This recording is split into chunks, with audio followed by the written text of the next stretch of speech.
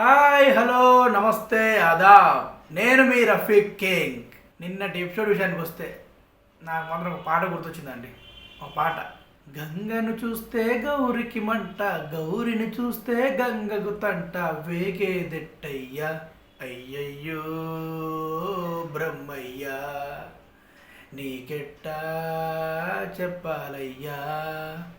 ఈ పాట శోభన్ బాబు గారి సినిమాలో శోభన్ బాబు ఇద్దరు భార్యల మధ్య నలుగుతూ పాడిన పాట. అక్కడి వరకు ఓకే.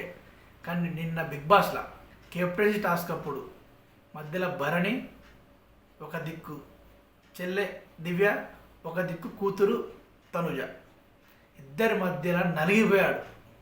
ఆ సినిమాల పాపం శోభన్ బాబు ఇద్దరు భార్యల మధ్య ఉంటే ఈడ రక్త సంబంధం కాకుండా కూడా చెల్లె కూతురు ఇద్దరి మధ్య ఏటు ఆ పాట అసలు నాకు కరెక్ట్ ఆ పాట సింకి గుర్తొచ్చింది. కానీ అక్కడ భార్య భర్తల మధ్య, కానీ ఇక్కడ వీళ్ళ మధ్య గౌరవం అంటే పాపం అసలు భరణి ఏం చేయాలో, అసలు ఏం చెప్పు తీసుకోవాలో కూడా ఏం పాలు పోలేక మధ్యలో నిల్చున్నాడు. ఇటు తనుజకు సపోర్ట్ చేస్తే దివ్య కోపం, దివ్యకు సపోర్ట్ చేస్తే తనుజ కోపం, ఎవ్వరికి సపోర్ట్ చేయకుండా మధ్యలో నిలిచాడు. దాన్ని కూడా సేఫ్గా ఉంటే ఏం చేయలేము. ఇక అలా జరిగింది నిన్నటి బిగ్ బాస్ ఎపిసోడ్. లాస్ట్ దివ్య కెప్టెన్ అయింది. కానీ అసలు అక్కడ మాత్రం బాధ అనిపించింది చూసిన వాళ్ళందరికీ. భరణి అభిమానులకు అయితే ఇంకా బాధ అనిపించింది.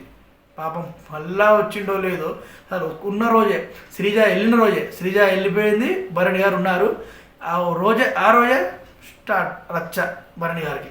ఇక బిగ్ బాస్ రోజులో భరణి ఎంట్రీ ఇవ్వగానే మన తనుజ, నాన్నగారి గారల కుదురు తనుజ పార్టీ మార్చేసింది.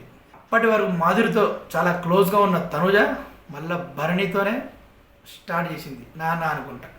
మళ్ళీ కళ్యాణ్ పడాలతో కూడా ముందు ఉన్నట్టు అస్సలు ఉండడం లేదు. ఏం జరిగిందో ఏందో. దీంతో ఈ వారం తనుజకి కెప్టెన్సీ టాస్క్లో పెద్ద దెబ్బ తగిలింది అనుకోవాలి.